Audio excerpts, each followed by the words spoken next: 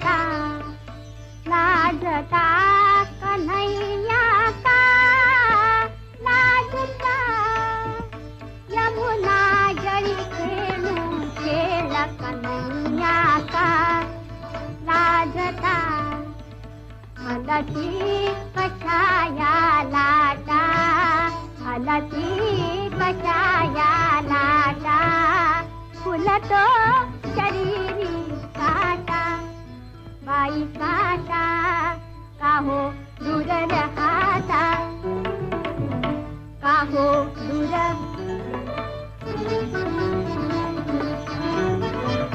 काहो दूर राहता, प्रेम गंगा ही वाहता, प्रेम गंगा ही वाहता, घ्या मुनी घ्या हा पाहता, चलाना चलाना बहुमोल अशी ही वेळ अरसिता का दवडिता, बहुमोल अशी ही वेळ अरसिता का दवडिता, यमुना जळी खेळू खेळ कन्हैया का लाजता, कन्हैया का खेळू खेळ कन्हैया का, खेळू खेळ कन्हैया का लाजता, यमुना जळी खेळू खेळ कन्हैया का, लाजता का लाजता कन्हैया का, लाजता कन्हैया का लाजता. ब्रह्मचारी नंतर मास्टर विनायक आणि दादा चांदेकर या जोडीने अनेक सुपरहिट चित्रपट दिले. ब्रँडीची बाटली, अर्धांगी, लग्न पहावं करून, अमृत, संगम, पहिली मंगळागौर ही त्यापैकी गाजलेली काही विशेष नावे. 1942 साली प्रदर्शित झालेल्या पहिली मंगळागौर या चित्रपटात दादांनी एका 13 वर्षाच्या मुलीकडून गाणं गाऊन घेतलं आणि पुढे हीच लहान गायिका फक्त भारतातच नव्हे तर जागतिक स्तरावर सर्वात महान आणि प्रभावशाली गायिका म्हणून ओळखली गेली.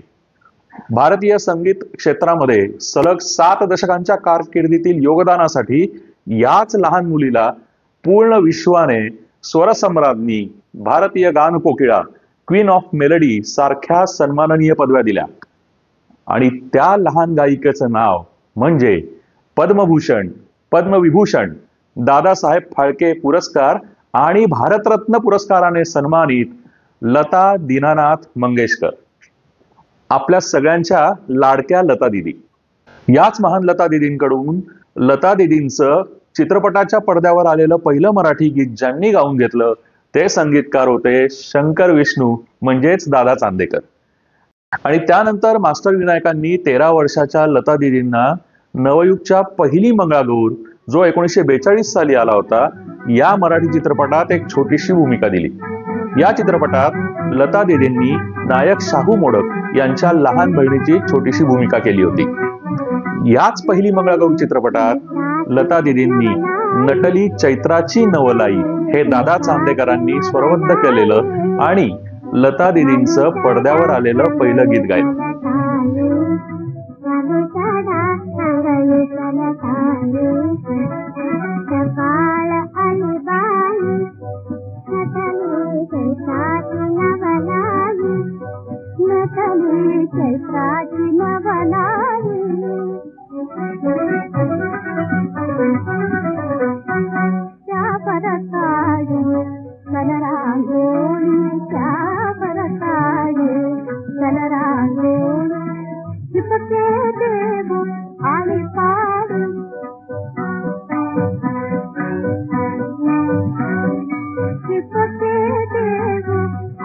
एका कार्यक्रमाच्या वेळी दस्तूरखुद्द स्वरसम्राज्ञी लता दिदींनी सुद्धा हा उल्लेख केला. त्याचीच संग्रहित चित्रफित आता आपण बघूया. इथे आलेले आहेत आणि आपल्याला आशीर्वाद दिलेले आहेत. तर मी आपल्या सर्वांच्या वतीने त्यांना 2 शब्द बोलायला विनंती करते.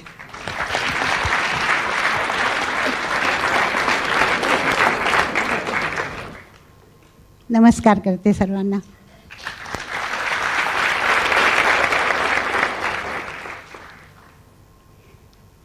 आज इथं आमची सर्व मराठी मंडळी आहेत. त्यातून दत्ता डावजेकर. मी पहिल्यांदा जेव्हा काम सुरू केलं 42 साली, तेव्हा पहिलं पिक्चर होतं, त्याचं म्युझिक दादा चांदेकरांनी दिलं होतं आणि तिथून मी कोल्हापूरला आले. यानंतरच्या काळात दादांनी काही मोजक्या हिंदी चित्रपटांनाही संगीत दिलं, ज्याच्यामध्ये ज्वाला, देवता, घर की राणी असे काही महत्त्वाचे हिंदी चित्रपट होते. चित्रपट संगीताला नाट्यसंगीताच्या प्रभावातून बाहेर काढणाऱ्या दादा चांदेकरांनी 1947 मध्ये जय मल्हार या लावणी प्रधान चित्रपटाद्वारे मराठी चित्रपटसृष्टीत ग्रामीण संगीताचा पाया घातला. त्यातील गाणी सुद्धा खूप गाजली. कुठं चाललीस ग चंद्रावळी, काठेवाडी घोड्यावरती पुढ्यात घ्यावं मला, माझ्या ओठाचं डाळिंब फुटलं, छबीदार नार गुलजार चालली नटून या गाण्यांना त्या काळात रसिकांनी अक्षरशः डोक्यावर घेतलं. यानंतर दादांनी अनेक चित्रपटांना संगीत दिलं.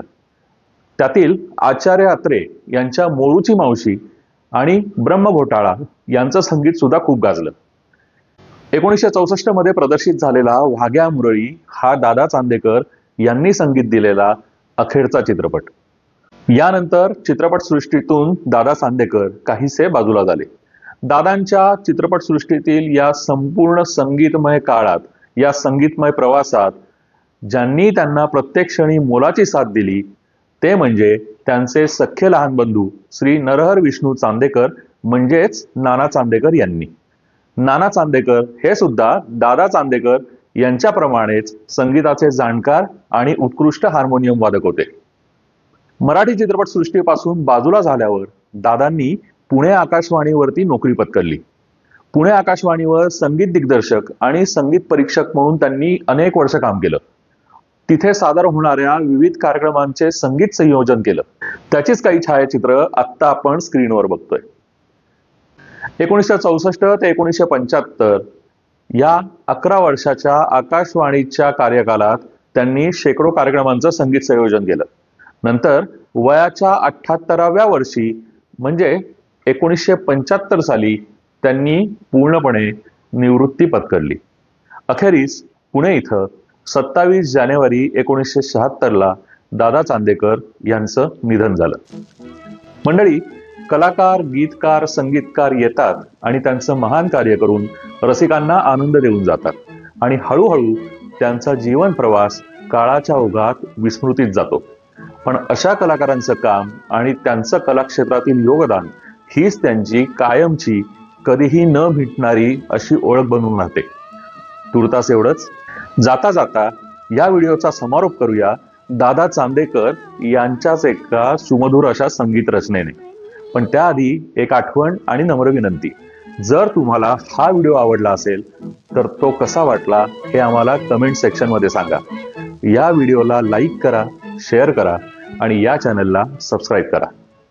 आणि आता ऐकूया दादा चांदेकर यांनी संगीत दिलेलं आणि लता दीदींच्या आवाजातलं पुरुषाची जात या सिनेमातलं गाणं. याच गाण्याच्या पार्श्वभूमीवर बघूया दादांच्या सर्व चित्रपटांची नावं.